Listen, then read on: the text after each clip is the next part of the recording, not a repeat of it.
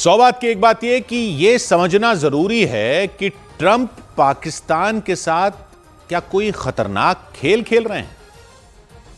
America नहीं, खुद Trump. हालांकि वो अमेरिका के राष्ट्रपति हैं तो अमेरिका तो इसमें शामिल हो ही जाता है, लेकिन जो हो रहा है उससे कई जानकार यह सवाल उठा रहे हैं कि कहीं ट्रंप अपना कोई पर्सनल खेल तो नहीं खेल रहे। ट्रंप अपने पर्सनल बिजनेस के लिए तो नहीं कूद गए भारत और पाकिस्तान के बीच में, और पाकिस्तान के कहने पर कूदें तो फिर तो भारत को बहुत संभल कर चलना होगा इस मामले में, क्योंकि भारत ने साफ बता दिया कि पाकिस्तान की तरफ से कहा गया था कि हमले रोको, तब बात हुई थी और युद्ध विराम हुआ था। लेकिन ट्रंप बार बार बीच में कूदे जा रहे हैं, जैसे उनका कोई रोल था। बीच में कूदते हैं, फिर उनको कुरेदा जाता है तो पीछे भी हट जाते हैं। और वो ऐसा क्यों करे जा रहे हैं, ये तो अमेरिका की विदेश नीति पर नजर रखने वाले वहां के अपने एक्सपर्ट भी नहीं समझ पा रहे। वैसे तो यूक्रेन और रूस के बीच भी कूद कर कुछ हासिल नहीं कर पाए हैं वो। जेलेंस्की को तो उन्होंने व्हाइट हाउस में अपनी एकड़ी दिखा दी, लेकिन पुतिन उनको भाव ही नहीं दे रहे। ऐसा ठेंगा दिखा रखा है पुतिन ने कि अमेरिका की किरकिरी हो रखी है। टैरिफ को लेकर चीन को उन्होंने आंख दिखाई तो चीन ने भी उनको नचा रखा है। कनाडा तक में उनके खिलाफ माहौल बना हुआ है। तो अमेरिका के एक्सपर्ट तो उनकी हरकतें देखकर ही हैरान हैं कि यह कैसा राष्ट्रपति आ गया है। लेकिन यह सब तो उनके अपने पचड़े हुए। भारत को चौकन्ना रहना है कि कहीं वो पाकिस्तान के साथ तो कोई खतरनाक खिचड़ी नहीं पका रहे, क्योंकि कुछ तारीखों को नोट कीजिए। 14 मार्च को पाकिस्तान ने एक संस्था बनाने की घोषणा की, पाकिस्तान क्रिप्टो काउंसिल। क्रिप्टो क्या होता है इसको भी समझना जरूरी है, लेकिन अभी पहले तारीख पर ध्यान देते हैं। 14 मार्च को पाकिस्तान क्रिप्टो काउंसिल बनाई गई। मतलब एक तरह से क्रिप्टो करेंसी के लेन देन को पाकिस्तान में गैर कानूनी से कानूनी कर दिया गया। यह क्रिप्टो करेंसी का लेन देन क्या होता है यह भी समझेंगे, लेकिन अभी के लिए तारीख पर ध्यान देते हैं कि 14 मार्च को क्रिप्टो करेंसी के लेन देन के लिए क्रिप्टो काउंसिल बना दी पाकिस्तान ने। ठीक है, और इस काउंसिल ने पार्टनरशिप के लिए बातचीत शुरू कर दी ट्रंप के बेटों और दामाद की कंपनी से। ट्रंप के बेटों और दामाद की कंपनी यही काम करती है। उस कंपनी को न्योता दिया कि आओ पाकिस्तान में काम करो, पाकिस्तान को क्रिप्टो करेंसी के लेन देन का बड़ा सेंटर बनाएंगे। फिर 22 अप्रैल को पहलगाम में आतंकी हमला हो गया। पहलगाम हमले के 4 दिन बाद यानी 26 अप्रैल को ट्रंप के बेटों की कंपनी के अधिकारी पहुंच गए पाकिस्तान डील साइन करने। ट्रंप के बेटों और दामाद की कंपनी के अधिकारी ने डील साइन की, लेकिन उनकी मुलाकात किस किस से हुई पाकिस्तान में? क्रिप्टो काउंसिल के लोगों से तो हुई, वो तो बात समझ में आती है, लेकिन क्रिप्टो काउंसिल के साथ ही उन्होंने डील की। लेकिन कंपनी के अधिकारी पाकिस्तान के प्रधानमंत्री से भी मिले। चलो, बड़ी डील थी पाकिस्तान की अर्थव्यवस्था के लिए, तो प्रधानमंत्री भी वहां थे। लेकिन सेना के चीफ आसिम मुनीर भी थे। सेना प्रमुख आसिम मुनीर भी ट्रंप के बेटों की कंपनी के लोगों से मिले। यह हुआ पहलगाम हमले के 4 दिन बाद, जब यह साफ दिख रहा था कि भारत के साथ सीमा पर तनाव बना हुआ है। तब उनकी सेना के चीफ और उनके प्रधानमंत्री यह कर रहे थे। उसके बाद ऑपरेशन सिंदूर हुआ तो वो तो सब जानते ही हैं। उनके उपराष्ट्रपति वैंस भारत यात्रा पर थे पहलगाम हमले के वक्त। ऑपरेशन सिंदूर के बाद जेडी वैंस ने कहा था कि अमेरिका इस मामले में नहीं पड़ने वाला। फिर जब 10 मई को हमले रोकने पर पाकिस्तान ने भारत से बात की तो ट्रंप बीच में कूदकर खुद ही क्रेडिट लेना चाह रहे थे। इसीलिए तो एक्सपर्ट सवाल उठा रहे हैं कि पाकिस्तान क्या पहलगाम हमले के पहले से ट्रंप को पर्सनल बिजनेस डील के जरिए साधने में लग गया था, क्योंकि उसको पता था कि पहलगाम हमले के बाद भारत की तरफ से अगर कार्रवाई हुई तो दुनिया तो भारत के साथ खड़ी होगी। इसलिए ट्रंप को पहले से डील से साध लो। वैसे ही ट्रंप कहते रहते हैं कि वो तो कारोबार और व्यापार की सौदेबाजी से अमेरिका की नीतियां चलाते हैं, तो उनको डील का दाना डाल दिया, वो भी क्रिप्टो का, क्योंकि उससे कई और मसले हल करना चाहता है पाकिस्तान। लेकिन क्या होता है, ये क्रिप्टो आम पब्लिक नहीं समझती, लेकिन अब इसको समझना जरूरी हो गया है। तो ऐसे समझिए कि एक ऐसी दुनिया है जहां पैसा ना तो सिक्कों में हो, ना नोटों में हो, बल्कि सिर्फ आपके फोन या कंप्यूटर की स्क्रीन पर हो।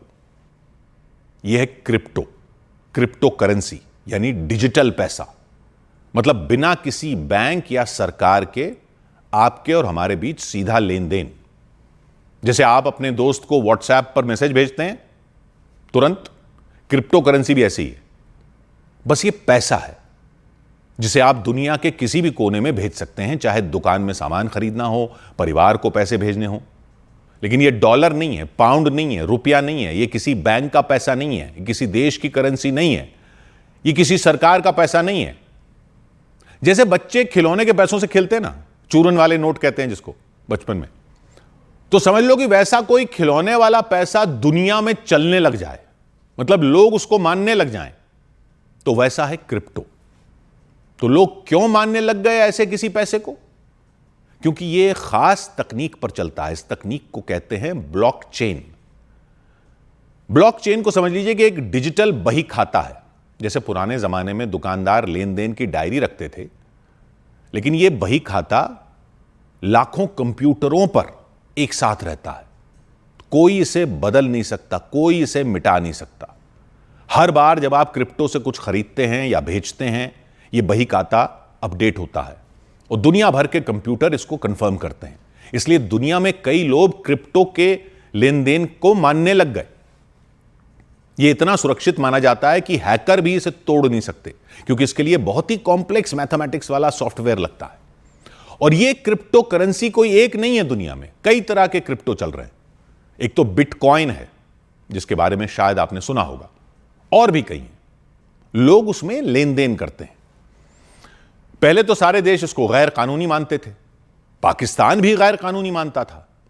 लेकिन फिर दुनिया में इतना कारोबार होने लगा क्रिप्टो में कि कई देशों ने इसको लीगल मानना शुरू कर दिया। ट्रंप तो इसके बड़े हिमायती हैं। पाकिस्तान की अर्थव्यवस्था पहले से खस्ता चल रही है, तो पाकिस्तान ने देखा कि अमेरिका में ट्रंप आ गए हैं, तो उनके साथ पींगें बढ़ाने के लिए भी यह अच्छा मसाला हो सकता है। पाकिस्तान ने क्रिप्टो को न सिर्फ कानूनी कर दिया, बल्कि प्लान बना लिया कि वो क्रिप्टो का सेंटर बन जाएगा दुनिया में। अगर दुनिया क्रिप्टो की तरफ गई तो सोचिए क्या क्या हो सकता है। मान लीजिए आप एक गांव में रहते हैं, बैंक वहां नहीं है।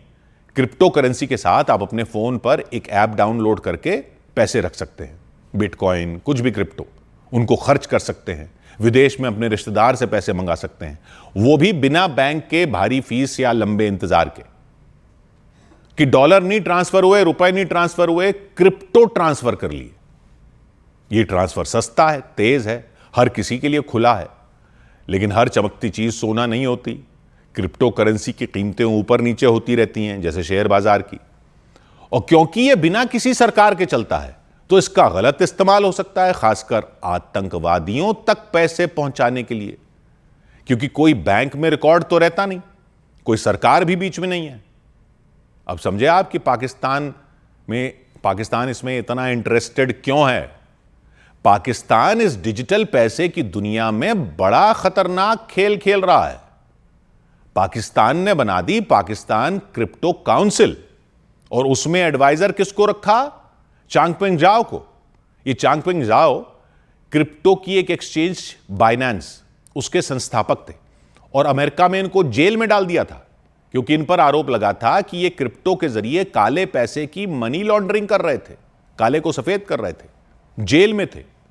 इनको बना दिया सलाहकार अपनी क्रिप्टो काउंसिल का पाकिस्तान ने। और फिर जैसा हमने बताया कि पहलगाम हमले के बाद पाकिस्तान की इस क्रिप्टो काउंसिल ने अमेरिका की एक company WLF, world liberty financial के साथ हाथ मिलाया, ताकि पाकिस्तान को दक्षिण एशिया का क्रिप्टो हब बनाया जाए।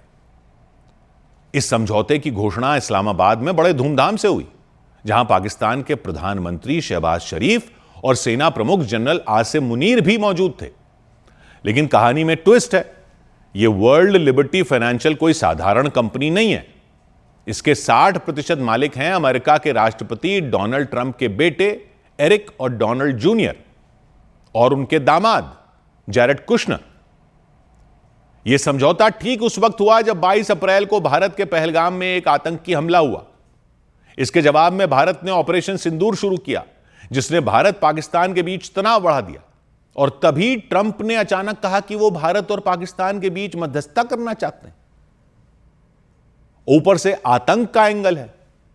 क्रिप्टो करेंसी की खासियत यह है कि यह गुमनाम हो सकती है।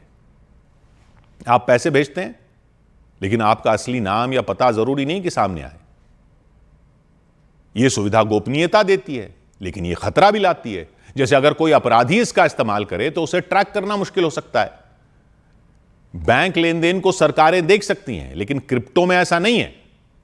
इसलिए खतरा यह है कि पाकिस्तान की क्रिप्टो योजना का गलत इस्तेमाल हो सकता है आतंकवादी समूहों को पैसे भेजने के लिए। Pakistan financial action task force की निगरानी से बचने के लिए क्रिप्टो का इस्तेमाल कर सकता है। पाकिस्तान 2022 में ही एफएटीएफ की ग्रे लिस्ट से बाहर आया था और जनरल मुनीर की इस सौदे में मौजूदगी शक को और बढ़ाती है। तो ऐसी डील में ट्रंप के परिवार की कंपनी शामिल है। यानी अब दुनिया को देखना है कि अमेरिका के इस राष्ट्रपति का यह बार बार कहना कि वो तो व्यापार का खेल जानते हैं और वही खेलते हैं, उसके चक्कर में खतरे बड़े तो नहीं होते जा रहे आतंकवाद से जंग के। यह कहानी अभी शुरू हुई है। भारत को भी और दुनिया को भी चौकन्ना रहना होगा। 100 बात की एक बात।